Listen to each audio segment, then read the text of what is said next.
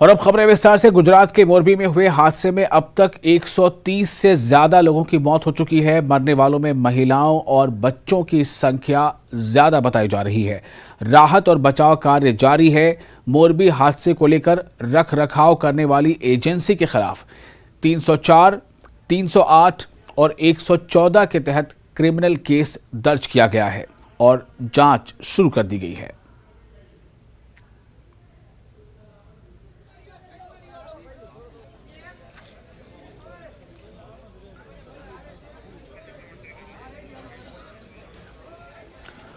और ये जो दो तस्वीरें आप देख रहे हैं, एक तस्वीर कल देर शाम जब ये हादसा पेश आया उसके बाद देर रात की तस्वीर है, और आज सुबह भी वहां पर किस तरह से लगातार ऑपरेशन जारी है। लगातार ये कोशिश है कि अगर कोई पानी में अब भी कहीं फंसा हो या कहीं कोई डेड बॉडी हो तो उसे तलाशने की ये मुहिम जारी है। और इसमें एनडीआरएफ की टीम भी लगी हुई है, एसडीआरएफ की टीमें लगी हुई हैं, यहाँ तक कि नेवी और आर्मी के जवान भी लगे हैं। और जिस तरह कल ये हादसा पेश आया उसके बाद देर रात होते होते जैसे जैसे खबरें आती गई, अब जो ताज़ा जानकारी मिल रही है उसके मुताबिक 132 लोगों के इस हादसे में मरने की खबर है। और इसमें जब ये हादसा पेश आया था तब उस पुल पर काफ़ी बड़ी तादाद में लोग मौजूद थे। बताया जा रहा है कि इनकी तादाद 200 से ज़्यादा थी और पुल गिरने से सीधे तमाम लोग पानी में गिर गए। कुछ लोग बचकर निकलते हुए नजर आए, लेकिन इसमें जो रेस्क्यू ऑपरेशन शुरू किया गया तो उसमें थोड़ी दिक्कतें इसलिए आई कि वो पानी काफ़ी मटमैला है, कीचड़ भरा पानी है, और उस पानी में जो पानी के बहुत सारे दूसरे पौधे होते हैं वो भी काफ़ी ज़्यादा है, जिसके लेकर जो रेस्क्यू ऑपरेशन है उसमें थोड़ी दिक्कतें पेश आई थी। लेकिन अभी आप देख सकते हैं ये सुबह की तस्वीरें हैं, ऑपरेशन की सुबह की तस्वीरें हैं जो आपको दाहिनी तरफ दिखाई दे रही हैं। इसमें लगातार अब भी वहाँ पर लोगों को तलाशने की या जो लापता लोग हैं उन्हें ढूंढने की कोशिशें जारी हैं।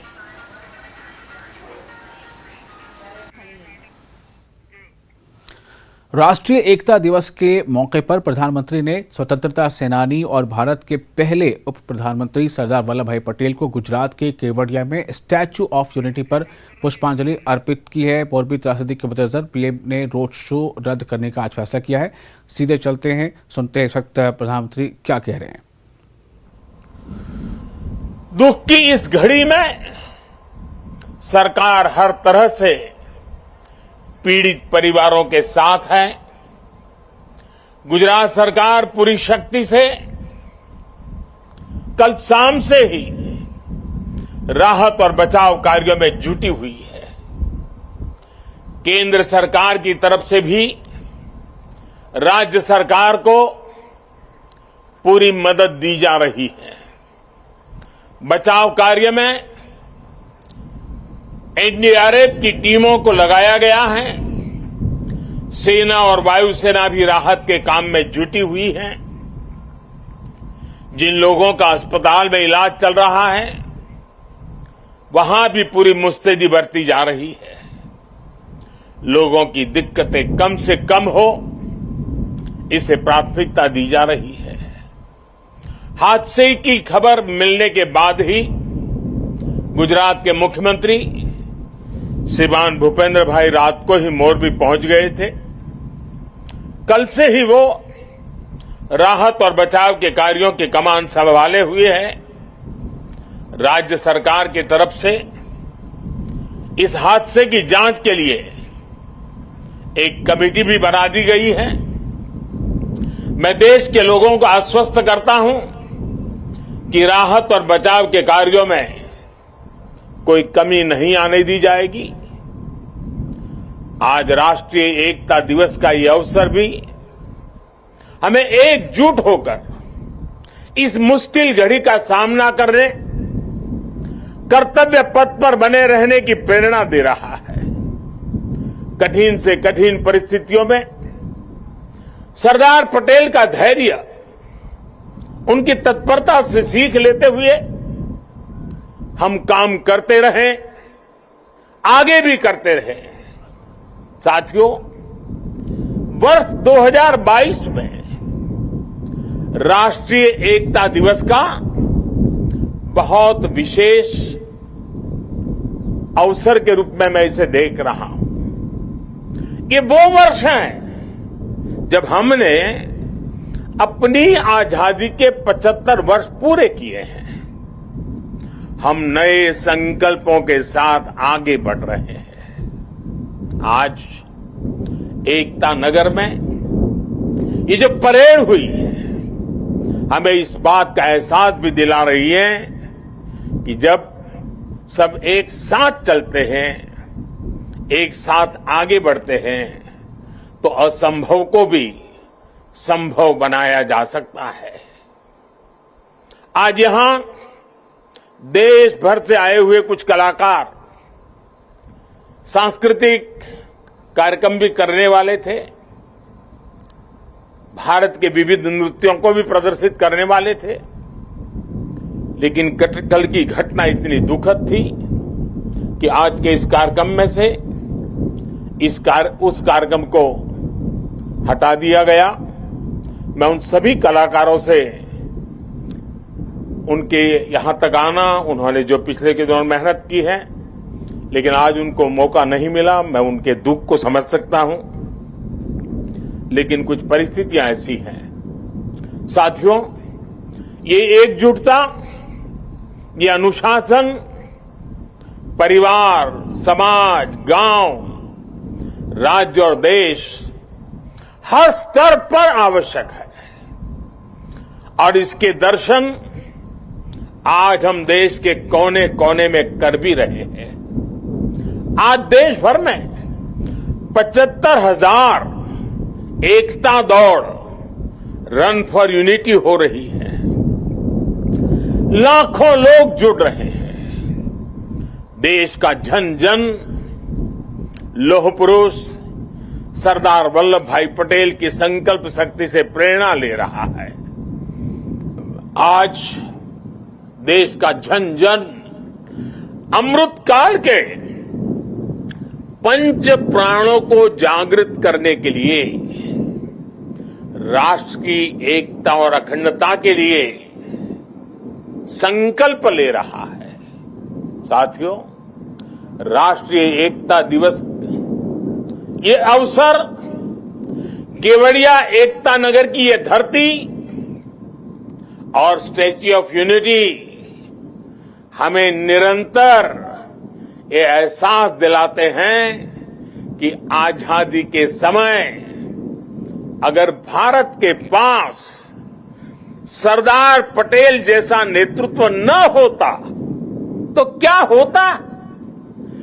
होता अगर 550 से ज्यादा रियासतें एकजुट नहीं हुई होती? क्या होता अगर हमारे ज्यादातर राजे रजवाड़े त्याग की पराकाष्ठा न दिखाते, मां भारती में आस्था न दिखाते? आज हम जैसा भारत देख रहे हैं हम उसकी कल्पना भी नहीं कर सकते थे।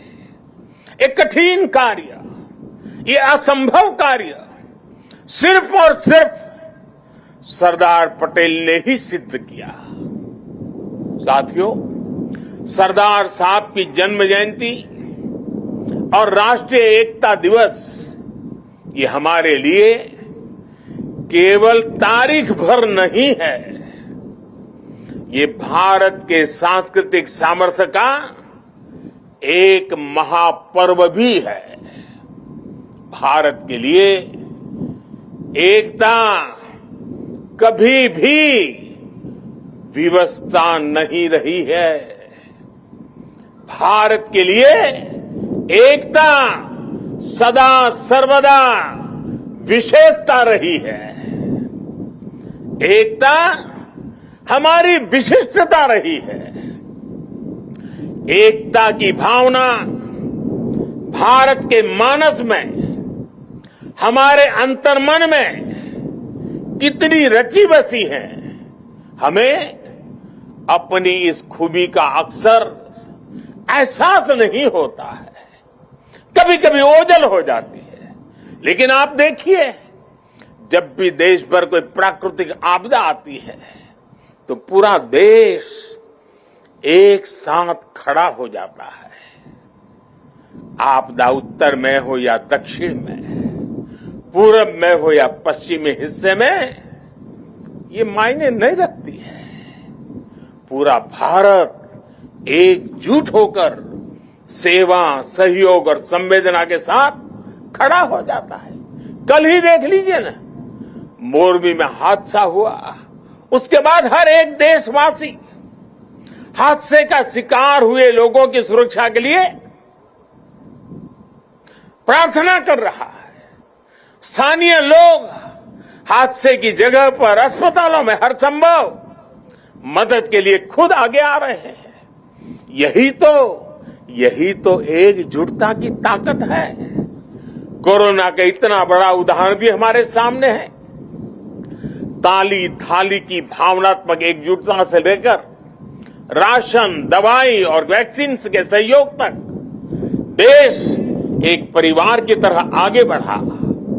सीमा पर या सीमा के पार जब भारत की सेना शौर्य दिखाती है तो पूरे देश में एक जैसे जज्बात होते हैं, एक जैसा जज्बा होता है। जब ओलंपिक्स में भारत के युवा तिरंगे की शान बढ़ाते हैं तो पूरे देश में एक जैसा जश्न मनता है।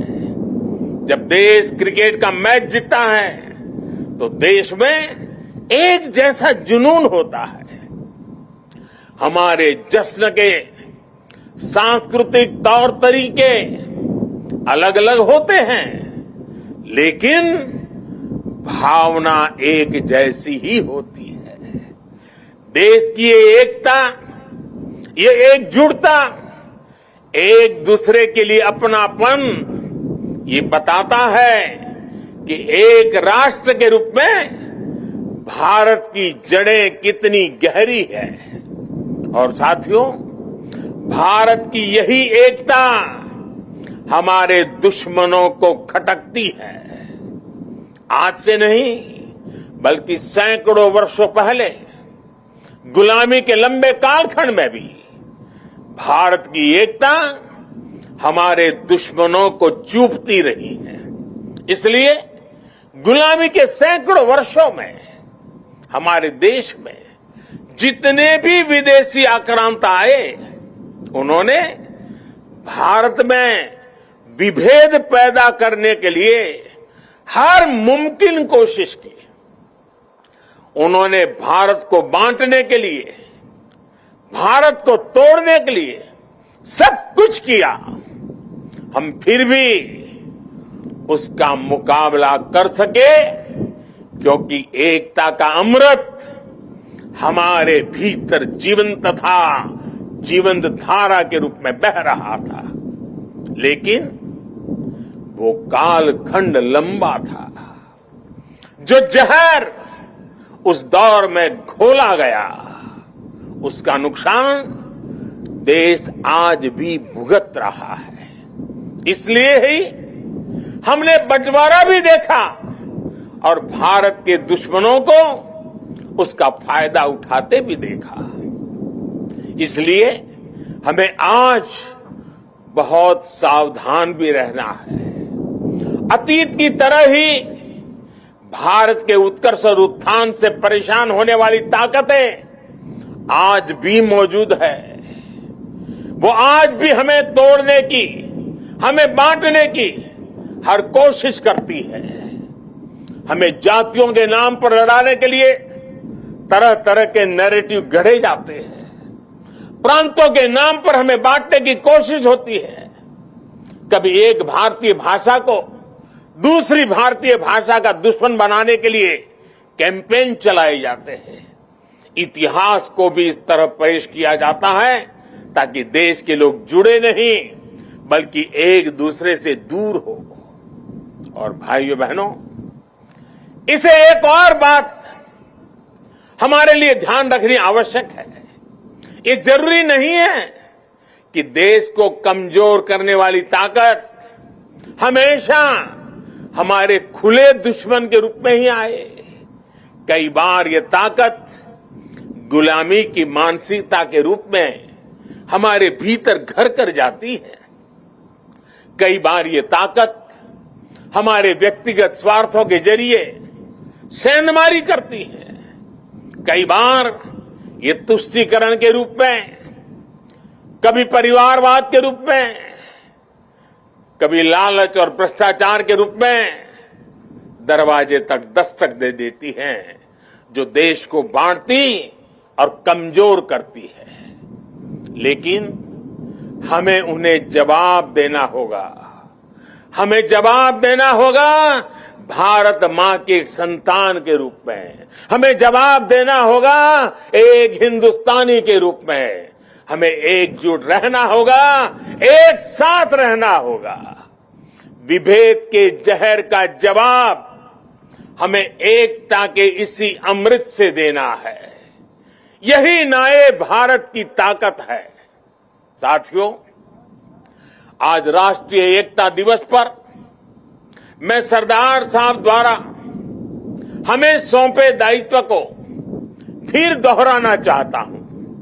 उन्होंने हमें ये जिम्मेदारी भी दी थी कि हम देश की एकता को मजबूत करें, एक राष्ट्र के तौर पर देश को मजबूत करें।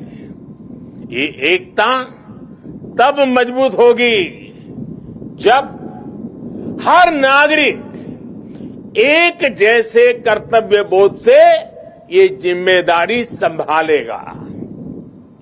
आज देश इसी कर्तव्य बोध से सबका साथ, सबका विकास, सबका विश्वास और सबका प्रयास, इस मंत्र को लेकर विकास के मार्ग पर आगे बढ़ रहा है। आज देश में हर कोने में, हर गांव में, हर वर्ग के लिए और हर व्यक्ति के लिए बिना भेदभाव के एक जैसी नीतियां पहुंच रही है। आज अगर गुजरात के सूरत में सामान्य मानवी को मुफ्त वैक्सीन लग रही है, तो अरुणाचल के सियांग में भी उतनी ही आसानी से मुफ्त वैक्सीन उपलब्ध है। आज अगर एम्स गोरखपुर में है, तो बिलासपुर, दरभंगा, गुवाहाटी और राजकोट समेत देश के दूसरे शहरों में भी है। आज एक और तमिलनाडु में डिफेंस कॉरिडोर बन रहा है, तो उत्तर प्रदेश में भी डिफेंस कॉरिडोर का काम तेजी से आगे बढ़ रहा है। आज नॉर्थ ईस्ट की किसी रसोई में खाना बन रहा हो या तमिलनाडु की किसी सम्मियल अरई में खाना बन रहा हो, भाषा भले अलग हो, भोजन भले अलग हो, लेकिन माताओं बहनों को धुएं से मुक्ति दिलाने वाला उज्ज्वला सिलेंडर हर जगह है। हमारी जो भी नीतियां हैं, सबकी नियत एक ही है, आखिरी पायदान पर खड़े व्यक्ति तक पहुंचना, उसे विकास की मुख्य धारा से जोड़ना। साथियों, हमारे देश के करोड़ों लोगों ने दशकों तक अपनी मौलिक जरूरतों के लिए भी लंबा इंतजार किया है। बुनियादी सुविधाओं के बीच की खाई जितनी कम होगी, उतनी ही एकता भी मजबूत होगी। इसलिए आज देश में सैचुरेशन के सिद्धांत पर काम हो रहा है। लक्ष्य ये कि हर योजना का लाभ हर लाभार्थी तक पहुंचे। इसलिए आज housing for all, digital connectivity for all, clean cooking for all, electricity for all, ऐसे अनेक अभियान चलाए जा रहे हैं। आज 100% नागरिकों तक पहुंचने का मिशन केवल एक जैसी सुविधाओं का ही मिशन नहीं है। ये मिशन एकजुट लक्ष्य, एकजुट विकास और एकजुट प्रयास का भी मिशन है। आज जीवन की मौलिक जरूरतों के लिए 100% कवरेज देश और संविधान में सामान्य मानवी के विश्वास का माध्यम बन रहा है। ये सामान्य मानवी के आत्मविश्वास का माध्यम बन रहा है। यही सरदार पटेल के भारत का विजन है, जिसमें हर भारतवासी के लिए समान अवसर होंगे, समानता की भावना होगी। आज देश उस विजन को साकार होते देख रहा है। साथियों, बीते 8 वर्षों में देश ने हर उस समाज को प्राथमिकता दी है जिसे दशकों तक उपेक्षा का शिकार होना पड़ा था। इसलिए देश ने आदिवासी के गौरव को याद करने के लिए जनजातीय गौरव दिवस मनाने की परंपरा शुरू की। देश के कई राज्यों में आदिवासी स्वातंत्र संग्राम में उनकी भूमिका, उसको लेकर के म्यूजियम भी बनाए जा रहे हैं।